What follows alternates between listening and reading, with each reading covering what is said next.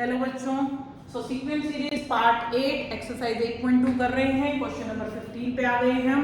तो question number 15 का solution देखते हैं। यहाँ पर a की वैल्यू दी है, 7 टर्म भी दी है, S7 हमको कैलकुलेट करना है। पहले 7 टर्म से शुरू करते हैं। 7 टर्म का मतलब A7 है, जिसका मतलब है AR की पावर 6। इधर आपको A7 की वैल्यू अगर 64 दी है तो A की जगह मैं 729 डालूंगी और 64/729 करके R की पावर 6 निकाल सकते हैं। ठीक है, अब यहाँ पर ये जो 6 है अगर इधर आता है तो ये 6th रूट बनेगा। आई होप 6th रूट का मतलब जानते होंगे आप। 6th रूट का मतलब होता है जैसे स्क्वायर रूट का मतलब 1 पावर 1/2 होता है, क्यूब रूट का मतलब पावर 1/3 होता है। इसी तरह से 6th रूट का ये मतलब होता है। अब इस पावर को हटाने के लिए मतलब R की वैल्यू हमें इस तरह से तो नहीं छोड़नी है, हमें यहाँ पर 64 और 729 को पावर 6 की फॉर्म में कन्वर्ट करने की कोशिश करनी है। तो हमें मालूम है कि जो हमारा 64 है वो वैल्यू बनती है आपकी 8 की पावर कितनी 2, और 8 की पावर 2 का मतलब हो गया 2 की पावर 6, और इसी तरह से ये होती है 3 की पावर। तो 2/3 की होल पावर ये 6 बन जाएगी, क्योंकि 2 की पावर 6 का मतलब 64 है और 3 की पावर 6 का मतलब 729 होता है। और होल पावर अभी भी हमारे पास कितनी है 1/6, और यहाँ है R। तो ये R से अब कैंसिल, सॉरी 6 से 6 कैंसिल, R की वैल्यू हो गई 2/3। ठीक है, R निकाल दिया हमने। A हमारे पास ऑलरेडी था, अब हमें S7 की वैल्यू निकालनी है। R हम देख रहे हैं कैसा है, ये एक प्रॉपर फ्रैक्शन है। तो जो प्रॉपर फ्रैक्शन होता है ये हमेशा 1 से छोटा होता है। तो फॉर्मूला उसी के अनुसार लगाएंगे, A 1 - R की power n upon 1 - R। A की जगह पर वैल्यू डालेंगे 729, R की जगह वैल्यू डालेंगे 2/3 होल पावर n, और नीचे डालेंगे 1 - 2/3। इसको थोड़ा सा सिंप्लीफाई करेंगे, देखिए तो आपके पास आया 729, यहाँ आएगा 1 - 2/3 होल पावर n, सॉरी 7 डालना था यहाँ पर n की जगह, तो हम 7 डाल देंगे, और यहाँ पर आपके पास सॉल्व करके आ जाएगा 1/3। इसको हम रिवर्स कर सकते हैं, तो 729 × 3/1, और यहाँ हो गया 1 - 2/3 की होल पावर 7। आप चाहें तो इधर ही पावर में छोड़ सकते हैं, अदरवाइज इसको और ज्यादा सिंप्लीफाई भी किया जा सकता है। तो हम सिर्फ 729 को 3 से मल्टीप्लाई कर लेते हैं, 2187। और यहाँ पर अगर आप और ज्यादा सॉल्व करना चाहते हो तो 3 की पावर 7 - 2 की पावर 7, मैंने एलसीएम ले लिया है, आप चाहो तो छोड़ सकते हैं। ठीक है, 3 की पावर 7 को अगर आप करते हैं तो ये बनेगा आपका 729, अभी हमने किया था ना, 3 की पावर 6 होता है, तो ये भी बेटा 3 की पावर 7 ही होता है, और ये बन गया 3 की पावर 7 - 2 की पावर 7। ये पूरा आपका कैंसिल हो जाएगा, 3 की पावर 7 - 2 की पावर 7 ही आपका आंसर है। अगर आप मल्टीप्लाई कर सकते हैं, जैसे कि 3 की पावर 7 का मतलब 2187 है, और 2 की पावर 7 को भी इसी तरह से कैलकुलेट करके आप मल्टीप्लाई करके माइनस कर सकते हैं। अदरवाइज मैंने यहीं पे छोड़ दिया है, आप चाहें तो कैलकुलेशन आगे बढ़ा सकते हैं। ठीक है, मूव करते हैं अपने क्वेश्चन नंबर 16 की तरफ। चलिए,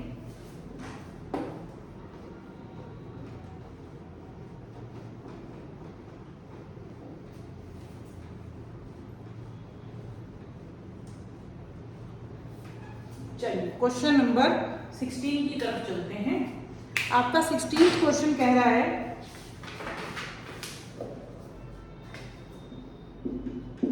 find GP, find a GP. GP निकालने का मतलब देखिए, एपी निकालने का मतलब होता था ए और डी निकाल दिया, 2-3 टर्म निकाल के दिखा दी। यहाँ पर भी यही है, ए और जीपी निकालने का मतलब है कि आपको ए और आर निकालना, पहली 2-3 टर्म्स निकाल के दिखानी है। For which sum of first 2 terms is -4 and 5th term is 4 times the 3rd term। चलिए, तो ये हमारा क्वेश्चन है। हमें यहाँ पर जो कैलकुलेशन करनी है, सम ऑफ फर्स्ट 2 टर्म दिया हुआ है, तो यहीं से क्वेश्चन को शुरू करते हैं। चलिए, तो टर्म्स का अगर सम है तो इसका मतलब a प्लस ए आर दे रखा है आपको, जो कि है -4 के बराबर। हम यहाँ से चाहें तो a कॉमन ले सकते हैं, ये वैल्यू कुछ ऐसे आएगी, ये फर्स्ट इक्वेशन बनेगी। इसके बाद उसने कहा कि फिफ्थ टर्म जो है मतलब a5 ये 4 टाइम्स है किसका, थर्ड टर्म का। तो कुछ इस तरह की इक्वेशन बनेगी आपकी, ठीक है।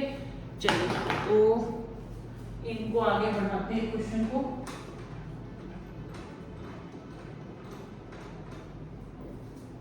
चलिए अब a5 का क्या मतलब है, a r की पावर 4 और a3 का क्या मतलब है, a r स्क्वायर। इसमें हम क्या कर सकते हैं, इसको फिलहाल सेकंड इक्वेशन लेट कर लेते हैं। अब इसमें क्या करना पड़ेगा, हमें सब्स्टिट्यूशन करना है। यहाँ से आप देख सकते हो a से a मेरा कैंसिल हो रहा है, मेरे पास सेकंड इक्वेशन में लिखी फ्रॉम इक्वेशन सेकंड आपके पास आया r की power 4 is equal to 4 times of r की पावर 4। r स्क्वायर को मैं नीचे ला सकती हूँ, तो ये हो गया r square is equal to 4, तो r की वैल्यू होगी प्लस एंड माइनस 2। दोनों को ही कंसीडर करेंगे क्योंकि r नेगेटिव भी हो सकता है और पॉजिटिव भी। अब इस r की वैल्यू यहाँ सब्स्टिट्यूट करनी है, आपके पास a की वैल्यू आ जाएगी। चलिए मैं इधर ही करके दिखाती हूँ आपको। फर्स्ट इक्वेशन में हम डालेंगे तो put r is equal to 2 in equation first. तो फर्स्ट में जब आप r की वैल्यू डालोगे तो ये आएगा 1 प्लस 2 इज इक्वल टू -4, तो a की वैल्यू आई -4/3, ठीक है। फिर करेंगे हम put r is equal to -2 in first, तो हमारे पास वैल्यू कुछ इस तरह से आएगी, a 1 - 2 is equal to -4, a is equal to 4। यहाँ से a 4 आ जाएगा, a से -4/3 आ जाएगा। आपको इसमें जीपी निकालना है, मतलब a और r अगर आपने कैलकुलेट कर दिया है तो जस्ट आप पहली 2 या 3 टर्म्स कैलकुलेट करके दिखा सकते हैं, अदरवाइज आप ऐसे भी छोड़ सकते हैं। बट मैं सजेस्ट करूंगी कि अगर आपसे जीपी पूछी है तो आप कोई 2 टर्म्स या 3 टर्म्स निकाल के दिखाइएगा, मिनिमम 3 निकालिएगा तभी जीपी फॉर्म होती है। चलिए तो यहाँ पर सबसे पहले हम a की वैल्यू ले लेंगे 4, और 4 वैल्यू हमारी कब आई थी, जब हमारे पास r की वैल्यू -2 थी। तो हमारी कुछ जीपी बनेगी कुछ इस तरीके से 4, इसमें हम क्या करेंगे, डिवाइड करेंगे इसको, सॉरी मल्टीप्लाई करेंगे तो ये आ जाएगा हमारे पास -8, उसके बाद अगेन मल्टीप्लाई करेंगे तो 16 एंड सो। फिर when a is equal to कितना -4/3 और r इज इक्वल टू कितना 2, तो यहाँ पे हमारी फर्स्ट टर्म बनेगी -4/3 और r इसमें मल्टीप्लाई करोगे तो -8/3, ठीक है। और उसके बाद फिर हम अगेन 2 मल्टीप्लाई करेंगे तो ये हो जाएगा -16/3। तो कुछ इस तरीके से आपकी 2 जीपी बन जाएंगी, ये एक और ये दूसरी, ठीक है। दोनों a की और दोनों r की वैल्यू लेकर ही आपको कैलकुलेशंस करनी है और दोनों ही फॉर्म बनाकर दिखानी है। आई होप क्वेश्चन क्लियर हो रहे हैं आपको। मैं आपके कमेंट्स का वेट करूंगी, आप मुझे जरूर बताइएगा आपकी प्रिपरेशन कैसी चल रही है। Till then keep watching and keep subscribing and keep practising.